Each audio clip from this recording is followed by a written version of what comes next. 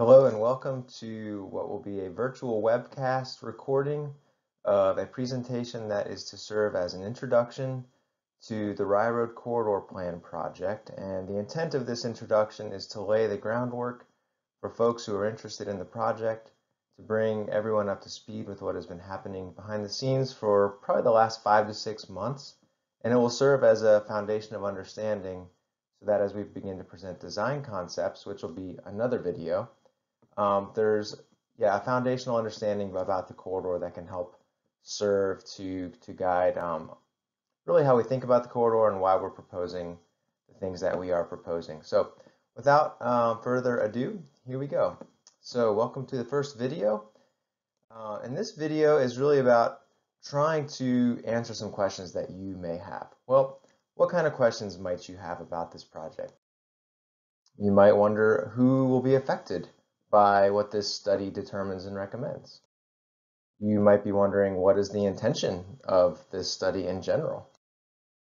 Where are the limits of the study? What portions of Rye Road are we talking about here? When will you begin to see changes along Rye Road? Why is this study important? And how can you stay informed? So we will cover each of these questions in turn. And so let's just jump right in. So what is the intention of this study?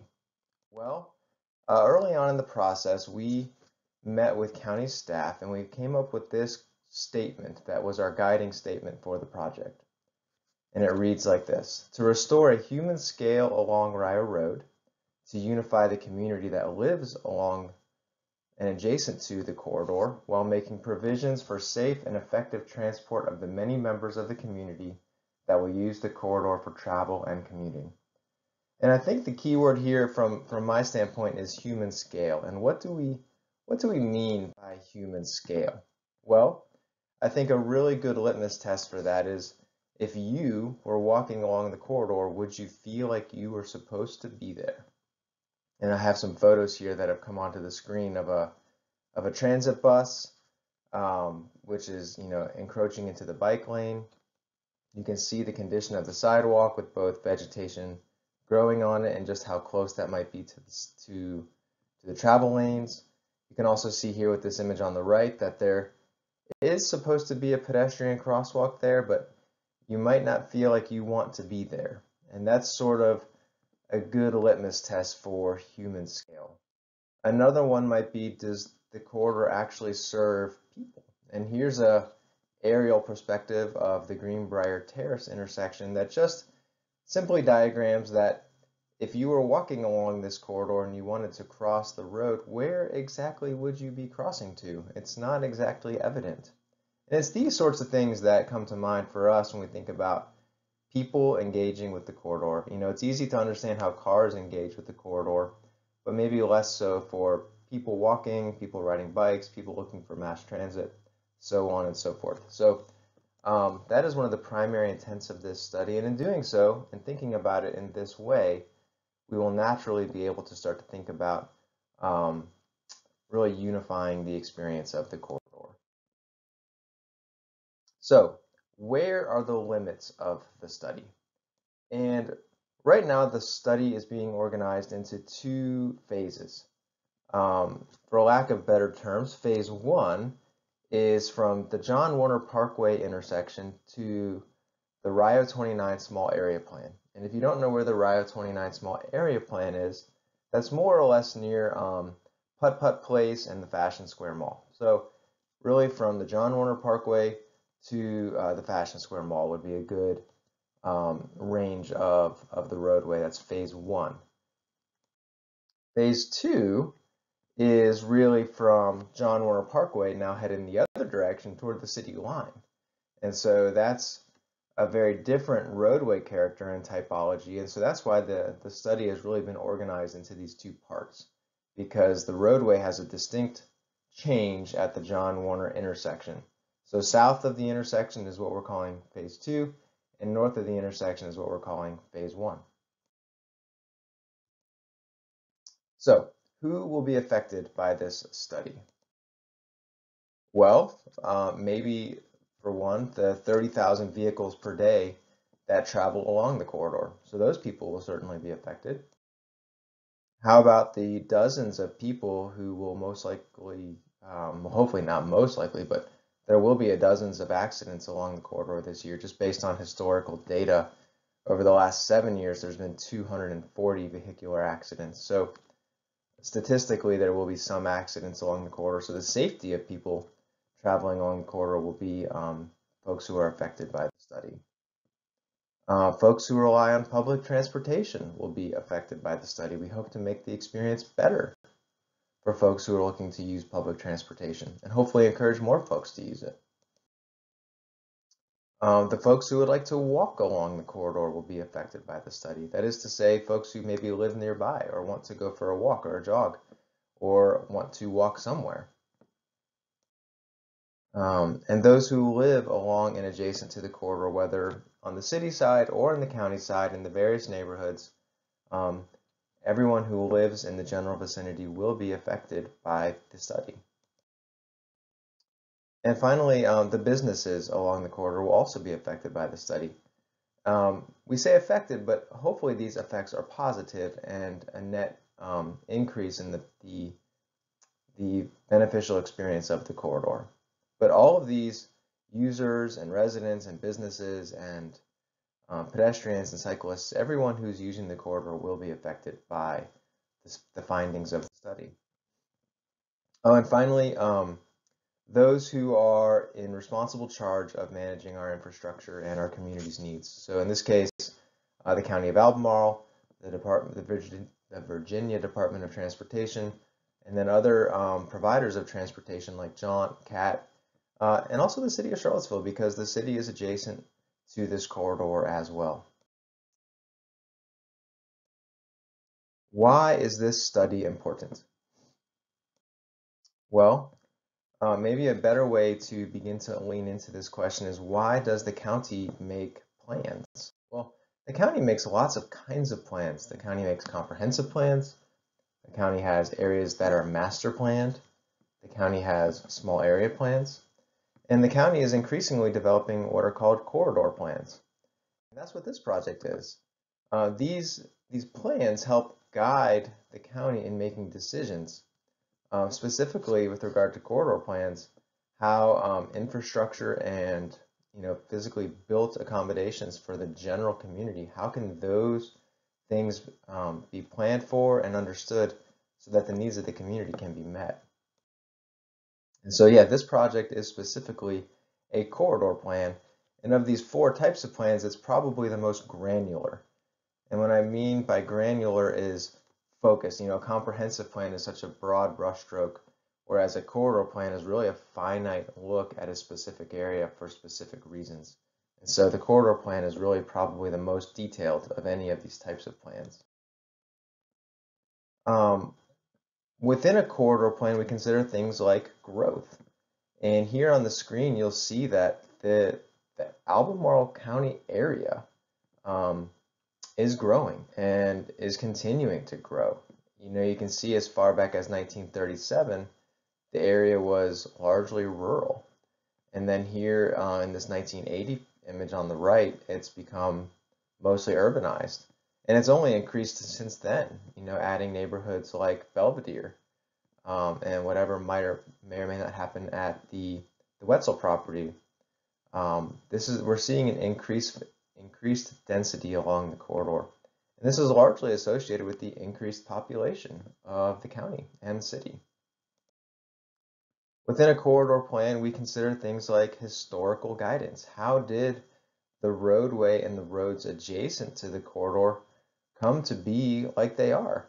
And why is traffic potentially so bad in some areas and less bad in other areas? And largely these decisions have been made generations ago, really following the design guidance of the Federal Highway Administration. Within a corridor plan, we consider the frontage conditions along the roadway. This roadway corridor has a highly variable frontage condition. What we mean by frontage condition is the land directly adjacent to the sidewalk on either side. And in this corridor, you might see forested areas, you might see residential properties, you might see businesses, you might see nicely landscaped areas, you will see buildings that are closer or further from the road. There is not a cohesive frontage condition along this portion of Rye Road. And that's not a bad thing. That just says that this corridor is highly variable. And so we'll be thinking about the variation of these frontage conditions and how we can use those things to make the project more cohesive. Within a corridor plan, we consider things like access management. You know, this photograph on the left-hand side of the screen is the Hillsdale-Old Brook Northfield intersection, and you can see that that's a very close proximity for two signalized intersections. And what that actually means is it's poor access management. It's unsafe, and that's why that intersection experiences so many vehicular collisions every year. But there's other hot spots along the corridor as well, near Greenbrier Drive and near all those gasoline stations is also an area of poor access management. So we'll be looking to understand and correct access management challenges. Within a corridor plan, we consider things like safety.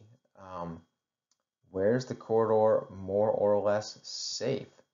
Again, this has to do with vehicular collisions. It also has to do with pedestrian safety and cyclist safety. And so what can we do and what can we understand about safety provisions along the corridor? Again, coming back to these images you've seen already, within a corridor plan, we consider what are the deficiencies and what do we mean by deficiency? Well, a deficiency is some aspect of the corridor that is not performing or providing like it could. And so we would like to take stock of what these deficiencies are, understand them, and then learn how we can correct them through our proposed recommendations. Within a corridor plan, we consider who is using the road and how they're using it. And as you can see in these images on the screen, I mean, we have portions of the corridor that experience almost or near 30,000 vehicles per day. So there's a lot of, vehicles traveling along the corridor.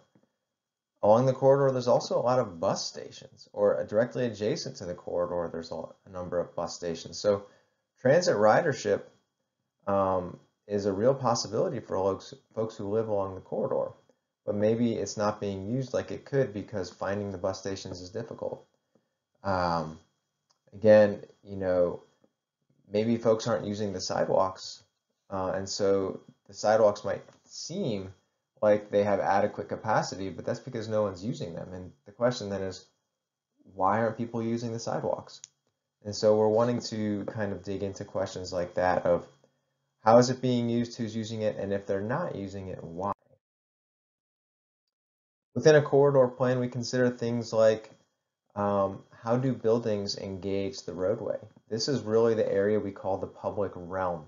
It might be on private property, but the way the buildings and the form on private property relates to the corridor creates a public realm. And so, as you can see with the images on the left, that is a recent project in the county, and that does create a public realm along the roadway, which invites people to walk in. It has a different feel than, say, what we currently experience along Rye Road. So this study is looking at building engagement and what we can recommend for future development along the corridor. Within a corridor plan, we consider things like vehicular level of service. And we also get, in the case of this study, we get to look at a lot of previous discrete studies that have been developed.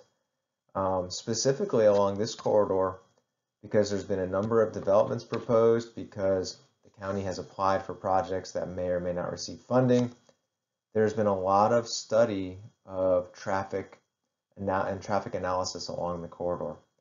Now, all of those things were very finite and focused in on maybe one particular intersection or one parcel of land. But we can now look at all of those studies and begin to learn how they can and should interact with each other. When we use the term level of service, this is a term that's largely been relegated to the world of quantifying or trying to quantify the user experience. And largely it relates to delay. How long is a user of the corridor delayed based on the traffic, and that develops the level of service. Interestingly enough, if you go back to the early editions of the highway capacity manuals, level of service was also a qualitative aspect, and we're hoping to try to return to that qualitative aspect in this study as we consider the quality of the experience along the road.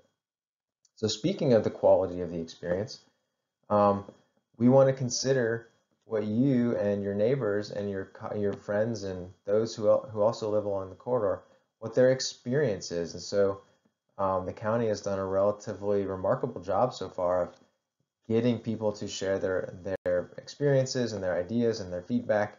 And we have been cataloging that and reading these comments and these notes and allowing these to inform our decisions and our recommendations. Returning back to this idea of the quality of the experience, this comes back to if no one's using it, why? And maybe it's because it's uncomfortable. The cars are moving quickly. You feel unsafe. You don't know where you're supposed to cross the road. You can't find the bus stop. There's no lights at night. There's no shade trees for during the day. These types of qualitative experiences will be investigated, and ironically, we'll make a quantitative assessment of qualitative experiences, but we can come back to that at another time. Within a corridor plan, we also consider future developments. I mean, the county does have a comprehensive plan, and while this comprehensive plan is often revisited, or in some cases the county is looking to actually, refresh the whole thing, understanding how the county looks at the future land use is important, and also holding that intention with what are current development applications saying about how the land wants to be used. And here on the left-hand side of the screen, we see a recent application for Rio Point, which will bring a number of housing accommodations along the corridor should that application be approved. So whether or not it is not the point of our discussion. The point is, as development happens, how can we both be prepared to accommodate it and integrate it with the corridor itself? This study will afford the county the opportunity to integrate many aspects of the roadway corridor and also establish a plan to guide future decision making. And that will be a successful outcome of this study, so that the county and the residents and the citizens know what the recommendations are, and as opportunity arises to be able to implement those recommendations, whether in piecemeal form or in comprehensiveness, there will be a plan in place to guide decision making. That would make this study successful. So when will you start to see changes along Rio Road? Well, in reality, we've been seeing changes along Rio Road for some time. I love this image here on the left. This is a portion of the phase 2 aspect of the study, but on the right-hand side of the screen and on the left-hand side of the screen, you see the new and the old Rio Road, right? So change is happening, but we're going to continue to see changes happening. Recently, an application made to the Virginia Department of Transportation for a roundabout at the intersection of the John Warner and Rio Road intersection was approved. So the county will be receiving funding to improve this intersection. And according to VDOT, we may begin seeing signs of this work happening as early as Q4 of this year, maybe with surveyors along the corridor picking up the right-of-way conditions and the locations of physical features. So we will be seeing changes. The question is, can we get out ahead of these changes enough to guide them as opposed to let them continue along kind of in piecemeal fashion? So how can you stay informed? Well, good question. There is a public website that you can visit, www.publicinput.com/Rio Corridor. And at that website, you can see the compilation of everything that's been developed to date, as well as continuing to attend your local CAC meetings. And we will continue to record these types of videos so that folks have access to them, whether or not they can actually attend a physical or virtual event. But I think that if you can stay tuned into the website, you will certainly be abreast of what is happening with this project. So with that, that concludes this introductory video. I encourage you to stay tuned and also to check out the next video in the series, which will start to roll out what our concept plans and visions for the corridor are. So thank you for your attention, and we look forward to hearing from you and continuing to present to you what we're working on as time goes on.